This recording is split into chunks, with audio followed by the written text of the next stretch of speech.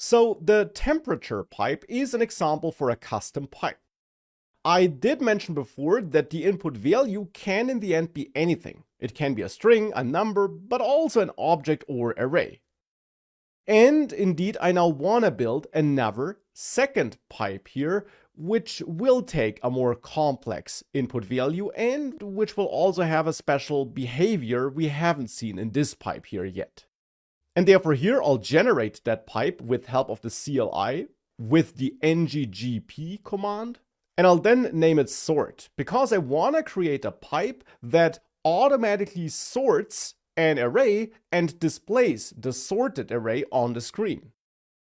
And I'll add -- skip tests so that I don't get the testing file.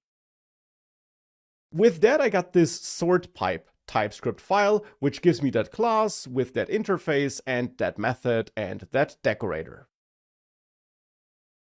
Now here, as mentioned, I want to get an array, and to be precise, it should be an array of strings. Or actually, I want to accept both an array of strings or an array of numbers. So again, two possible input values of different types. In addition, I also want to accept one parameter, a direction parameter, which should be either ASC for ascending or DSC for descending, and the default value should be ascending.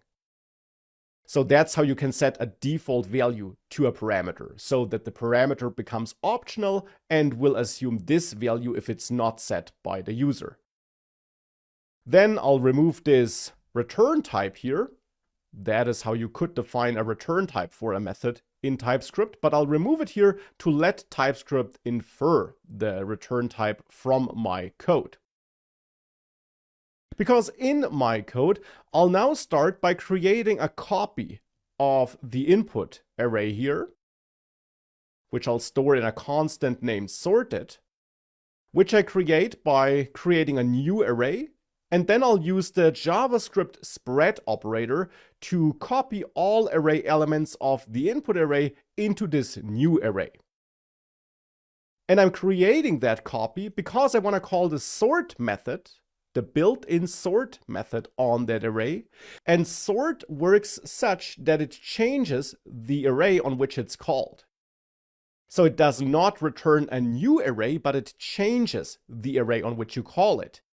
And I don't want to change the input value array, because that could mess it up in some component data, and I don't want to do that. I want to create a copy, which I then change.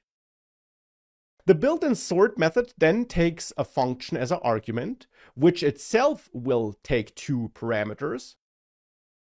And there, in this function, you then have to return a value greater or smaller than 0, and that will then tell JavaScript how to order the array items and how to move them around.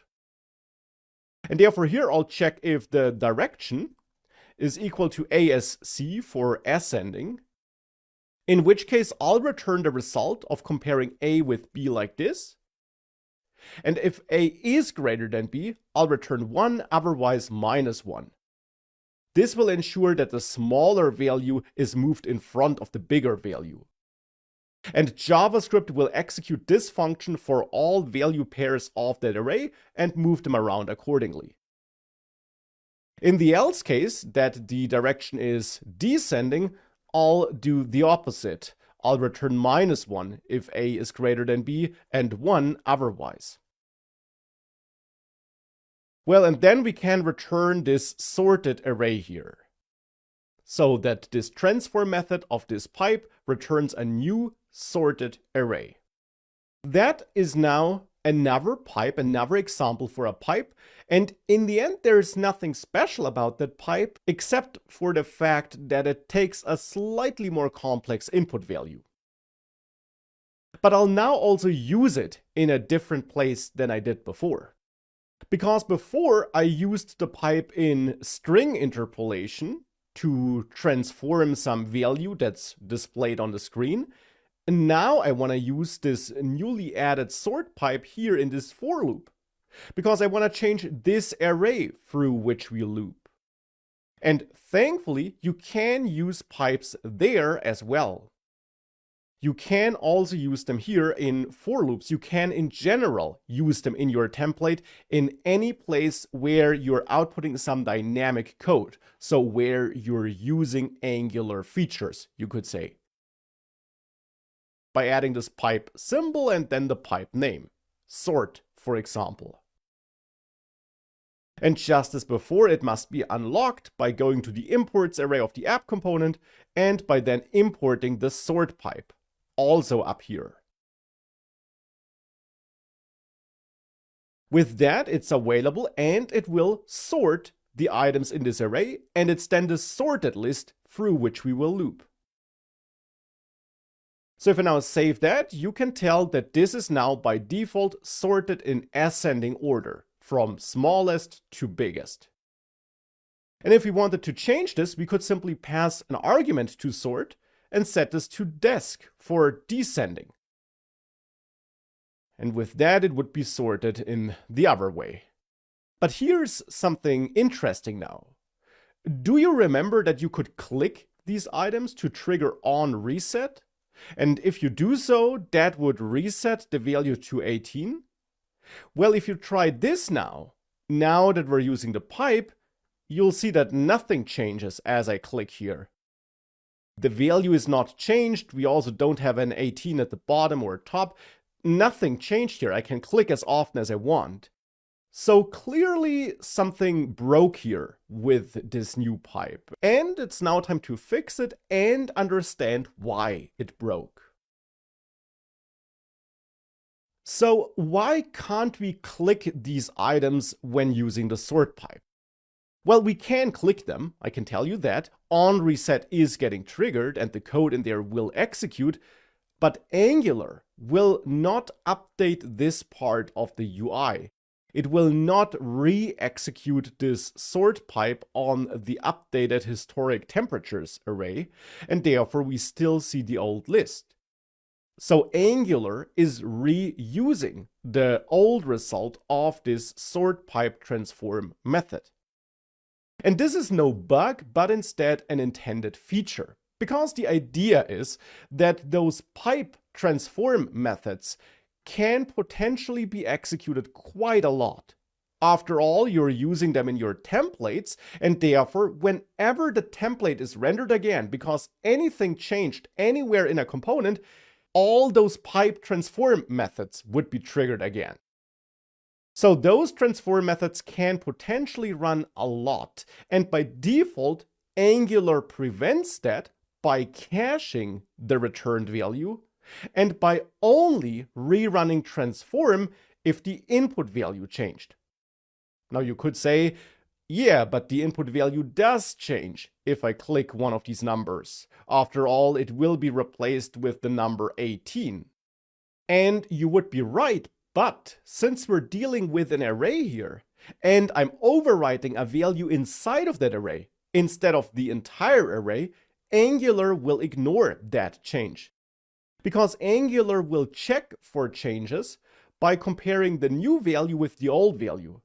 And in JavaScript, arrays and objects, when changed internally, as a whole, don't change. Arrays and objects in JavaScript are in the end reference values, which mean the input value we get is just a pointer to the array or object in memory. And attached to this lecture, you find a link to an article which explores this concept in greater detail in case it's brand new to you. But in the end, the problem is that those pointers to arrays or objects in memory don't change if a value inside of an array or object changes. So when Angular compares the old to the new value, it just sees the same pointer to the same array in memory. So therefore, to get Angular to run transform again, you must update your array in a different way here in onReset.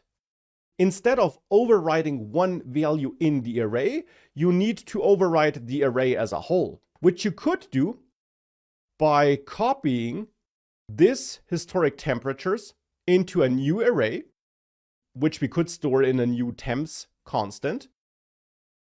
And then you would reach out to this new temps array, so to that copy, and replace the number there.